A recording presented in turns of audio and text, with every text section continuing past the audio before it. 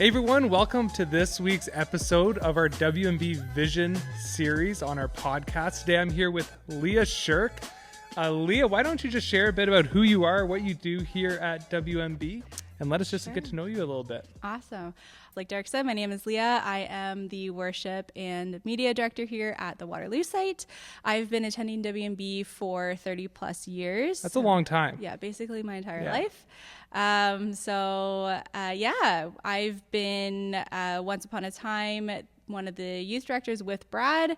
I've served in youth ministry over the years. I've served in worship ministry since I was in grade 8.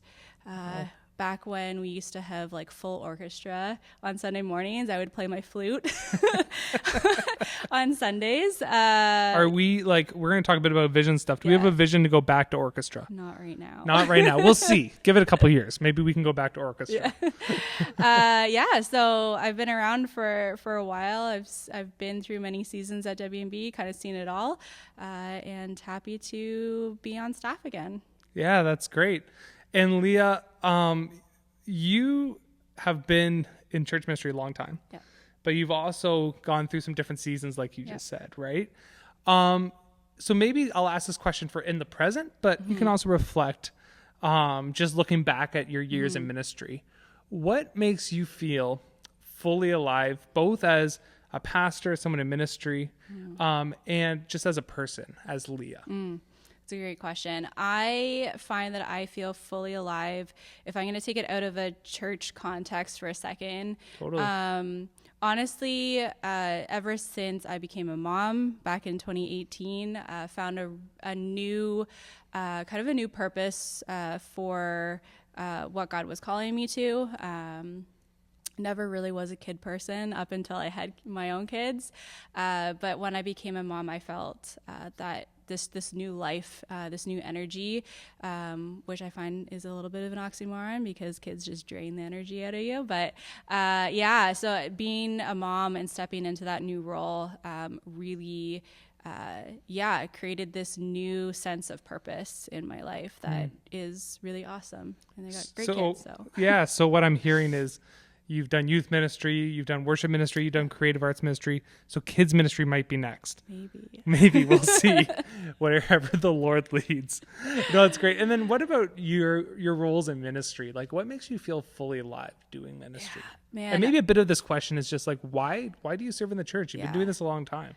I went to school for music. I went to Laurier and have my bachelor's in music. And so music has always been a huge part of my life. And so when the opportunity came to be the worship director here at WMB, it was really exciting. And I find on Sunday mornings or on our worship nights, or just really any time if I'm doing youth worship at youth, feeling those moments where the Spirit is really present and you can it's just super palpable and you can really feel it in the room where people are encountering the living God is just really awesome. There's this energy and this atmosphere that you can kind of feed off of and be a part of together is really exciting, and it's something that worship plays a huge role in kind of encountering God. So absolutely. No, that's very true.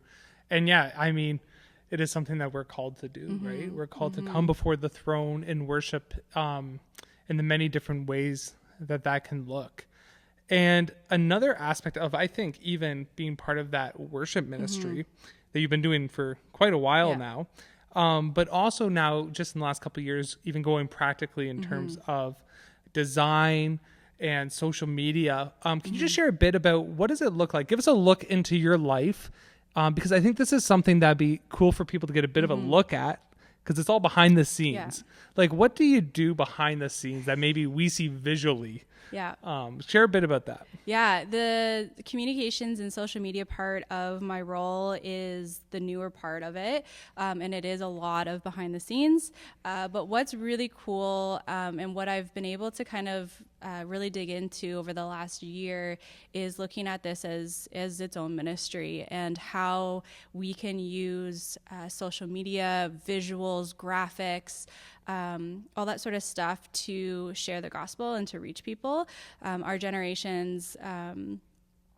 new generations, Gen Z and Gen Alpha and even millennials, are very visually stimulated, and to be able to use graphics and just videos that kind of can meet them where they're at and catch their attention and engage with them is a really neat opportunity. And it's something that we haven't done here at WMB in a while, and partly just because it's the digital age hasn't been forever. So we really only started doing this maybe 5-6 years ago, where social media progressed so quickly. Yeah, it's progressed quickly, and we're on Instagram and TikTok and YouTube, and trying to have all my hand in all those things, and kind of watching other churches to see how they're using digital media to reach the next generation is a really exciting and new experience. Yeah, totally.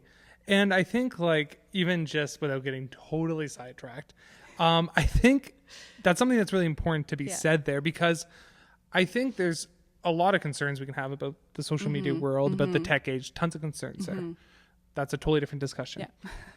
But Andrew Sherk is he wrote this book about screens and young people called Beyond the Screens, and he talks about how people today actually find koinonia, which is the word for fellowship, the Greek word for fellowship, behind the screen, right? So they're actually, what they're really searching for is fellowship. Now, whether they always find genuine fellowship is another discussion, and he talks a lot about how actually we need to bring them into also in-person fellowship. But we need to recognize that this is a place that young people don't only just go to. It's not like a book that you pick up. It's almost they live in it, and they live in it continually, right? Yeah. And there's a really cool opportunity for us to, just be a place and have a presence online that just gives that joy, gives that light, and then just also reflects who we are as a community. Yeah, it's a stepping stone, right? So I'm a millennial. I think you're a millennial too, right? Yeah, I'm on the cusp. You're the cusp. Yeah, I'm a cusper. So if I am going to check out a new business, if I'm going to check out a new church, one of the first things I'm going to do is go to their social media. I'm not going to go to their website. Yeah. Right. And what I want to see is based on looking at their photos or their posts that they're posting, what is it like to be a part of that church? What is this business all about? Right. So in a church context, when I go to a church web Instagram page, I want to see pictures of their community. Absolutely. Right. I want to know what it feels like to show up on a Sunday morning. Right. So photos of their people, not stock photos, not a bulletin board for all their events, because that really doesn't tell me much about the church. Yeah. Right. So using social media as a stepping stone for people to say, hey, I can see myself attending this church. Absolutely. Right. I see myself in the photos that they're posting, and I'm going to go check them out on Sunday. Right. So not that that's the only avenue of why people check out a church, but it is, especially for young people, a really important door. Absolutely. This is really important, actually, because this is one of the reasons why we're doing this podcast. Yes. Is because we want to share stories, right? So this is a really important idea. So much of how the church has relayed information throughout many years has been about actually just giving information. Yeah. Now, I didn't say forever, because throughout church history, it's actually been through stories and the word of mouth that many people found out about the church, found out about Jesus, right? And we did the shift into just relaying information. Yeah. And these new generations are not information generations. Part of this is because the attention span is so low. Oh, yeah. Right? Absolutely. And if we're just going to give information with that short attention span, they're actually not going to engage. And when we think about vision and we think about as we revision where God is leading our church, we want to do this through a way of telling stories. Yeah. Right? Telling stories of what God has already done, Yeah. what he is doing, and what's upcoming, right? There's a, I guess you could call him a church influencer. He used to work for a church. He's Canadian, Brady Shear. And he talks about something that he says is inspiration over information, right? Yeah. To get people on board with vision or even announcements, right? You want to, if you're able to tell a story and have the impact of why they should attend something be the inspiration versus here's the date, here's the time, here's the location. Absolutely. Right? That's going to go in one ear and out the other. Yeah, absolutely. Absolutely. So going with that, inspiration over information, what are some things that you see inspiring us as a church? But then also, let's make this a bit specific to you as Leah. What are some things that inspire you? Maybe that's even in your role. Where do you gain inspiration from? Well, lately, I would say probably over the last year, something that has been really cool. I went to, so Waterloo Region hosts this worship night once a year called Waterloo Region Worships. And this past year, 2 of the pastors from Base Church were speaking, and they were talking basically just about unity and how all the church, like it's just a really cool opportunity for all the churches in KW to come together and worship together, and to not have to feel like we are fighting with each other to say, oh, like we've got X amount of people and, you know, they're all coming to this church or they're all going to that church. And so what I find recently that's been really inspiring and just really cool is to see how can we work with other churches to further God's kingdom, right? So whether that's working together on a collaborative worship night, or whether that's just getting together with other worship pastors or other youth pastors and just praying together and to say, how can we encourage each other? How can we lift you up? Like we're all in ministry. So like, where are your frustrations? Where are your struggles? How can we pray for you? All that sort of stuff has been really, really neat. And to say like, we are all on the same team and we all have the same goal, right? And so that's been really neat to be able to be a part of and to find that inspiration of like, okay, like I'm not in it alone. I've got other people that are in the same position as I am, doing the same thing as me, and we're able to collaboratively work together, pray together, be there for each other, which is awesome. Absolutely. So I think we have a lot to learn from each other. So I think that's really cool is you're saying like, hey, it's okay to learn from other churches. Yeah. This is not a competition. Yeah, no. So I think that's a really, really cool idea. Yeah. As we also think about vision moving forward, just to take the conversation a bit of a different turn, you also live locally here in this neighborhood. And so much of what we're looking at is asking the question, what does it mean for WMB to be a local church? Yeah. And you, as someone who lives locally, I'd love to hear, you're a young mom, you're in your community, your kids are in school. Just share a bit about this Waterloo neighborhood and some of the opportunities you think we have here. Yeah, it's been really neat. Like, so we've lived behind the church here for 8.5 years, which is crazy. And it's been really cool to see, especially recently within the last year, just being able to meet people in our neighborhood. The demographic has shifted over the last 10 years. There's a lot of young families with a lot of young kids. We've gotten to know them because our son goes to school with a lot of them. And just getting to have conversations with these people on a regular basis because we're dropping and picking up our kids every day, and to get to really know them. Some of them have gone to church before and stopped going during COVID, and then just never really got back into it. Some of them have church hurt. Some of them have never been to church. And so it's been really neat to build relationships with a lot of these people. And there's been opportunities where we've been able to invite them into a church setting, whether that's to a Christmas Eve service, whether that is to a church barbecue that we had just recently, although it was at our house and not in the church parking lot. Brad's invited a bunch of his dad friends that he's met to ball hockey, which happens at our Kitchener site. And then he recently had a guys' campfire night where some of those guys that have no church background, he invited them, being really intentional with some of those conversations. So it's been really neat to get to know people and to build relationships. It's taken time, and it still takes time, and it's not an easy snap your fingers overnight. It truly is the long haul. Yeah, absolutely. I think that's actually really important too, as we think about what does it mean for us visioning moving forward. If we expect to all of a sudden make these like waves of changes overnight, probably won't happen. One church barbecue is not necessarily going to bring someone to Jesus. Yeah. Right. But, the relationship that you maybe make with somebody at the church barbecue, where you then are investing time into them because you genuinely care for them and care and want them to come to know Jesus. And that may take years, may take months. You just don't know. You just kind of surrender that to Jesus and say, how do you want to use me? Yeah, absolutely.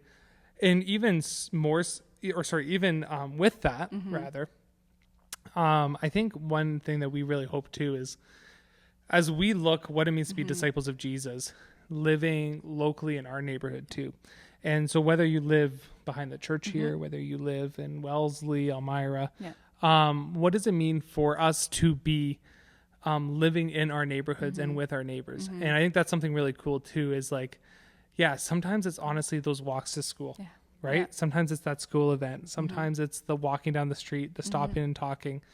But that we are being hospitable. We are showing them the love of Jesus. And that we are being willing to honestly even just put in that extra effort. Because it takes effort, right? It does. It's a lot of work. It's a lot of work. And we live in a society, especially, that would say it's really easy just to keep walking with the head down. And we can be just completely fine doing that, right? Our young people are all about the 90s and the 2000s. And so living in the neighborhood, we're throwing it back to that era where neighbors actually got together, right? Yes. Someone new moved in and you brought over cookies or you brought over flowers or whatever, just to say, hi, welcome to the neighborhood. We're so-and-so. Let us know if you ever need anything, right? Yeah. So. And studies would say young people are actually looking for that, Absolutely. Right? Like they're looking... We've gone so far the other way. They're looking for genuine relationships, right? And I think for us as a church, it's not going to be running a program. No. It's not going to be running this snazzy new VBS. It's going to be, we can do some of those things for sure, but it's going to be those genuine relationships and the effort of working and walking, not working, but walking alongside people, right? That takes effort. But that also takes time, but it is so worth it. It's so worth walking alongside people. This was so good. A lot of this conversation, I think, really excites me because I think you're also a valuable team member here too, because like you said, you're a millennial, you're living locally. So I really appreciate your perspective on a lot of these things. And you've been around here 30 years too, right? So you know the past. We honor the past. Absolutely. We celebrate the past. We cherish the past. But we also we're not restricted by the past, right? We're also looking forward. But I really appreciate how you can kind of see both those things. So as someone who's been around here a long time, but also someone who's living locally here and really also just kind of enjoy. I know you're a bit of a dreamer in general. I know we've had many conversations where you're like, oh, look at this church doing this. Look at this church doing this. Let's do this. Oh, I had this idea, right? So you're a bit of a dreamer. So love to hear some of these dreams. What are some dreams that you have for our church? Man, I would just love to see it be filled with young people, for the church to be a place where, there's, like I said earlier, like people have church hurt, but for people to think of WMB or look at WMB and just see a place that's welcoming, a place that is neighborly and community driven, right? So yeah, just to be a place that people want to be at and would love to be a part of. Yeah. Absolutely. It reminds me of some of the churches of the past that like were physically, if you think of a small town, we're physically in the center of the town. Yeah. And the life of the town kind of revolved around the church. Absolutely. Yeah. Yeah. And the church became the place where people would come together. And what we want is for people to not only just come together to have a social club, because there's lots of great other social clubs out there. We don't want to be a social club, but come together and for people to meet King Jesus. That's our hope. That's our dream, right? And just see this place be that vibrant place that's loving, like you said, and just has Jesus at the center. So that's a dream I think we can all get behind. So yeah, thank you, Leah. Thank you for sharing your heart a bit today. And we look forward to more of these conversations. Also, thank you, Leah, for producing this podcast too. I want to give a shout out to you for that, because I know that doesn't often get the credit it deserves. So thank you for that. And we'll see everyone next week.